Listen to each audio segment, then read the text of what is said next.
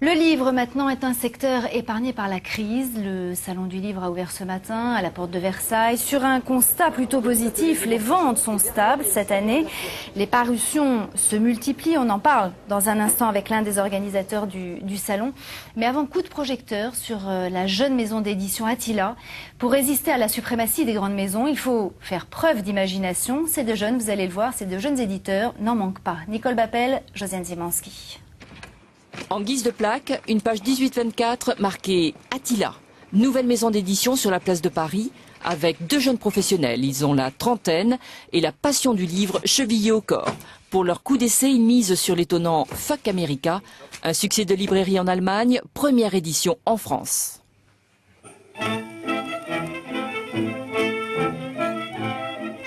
L'auteur allemand raconte son expérience du ghetto pendant la guerre, son exil en Amérique, pas de pathos, mais un ton cru.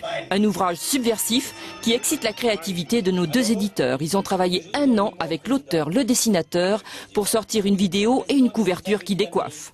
Le dessinateur a tellement aimé ce roman qu'il s'est amusé, il y a environ 26 chapitres dans le livre, il a extrait de chaque chapitre un personnage et un objet symbolique et il les a envoyés en fracas sur la couverture pour que ça soit un choc visuel pour les lecteurs. Le choc est là, fruit d'un travail acharné et d'une culture acquise dans l'environnement de l'un des plus créatifs éditeurs de notre époque, Jean-Jacques Pauvert, le premier à avoir édité Sade. Cela donne de l'assurance, mais à quelques jours de la sortie, le café d'à côté permet de décompresser. C'est notre QG de campagne puisqu'on est au moment du lancement de la maison d'édition.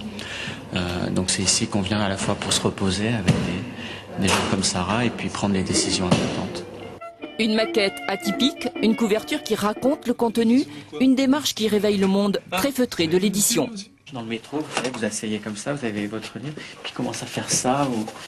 Premier tirage, 6000 exemplaires, audacieux, et un lancement le 29 mars au Théâtre de la Madeleine avec tous les acteurs du livre, dont l'auteur Edgar Ilsenrath.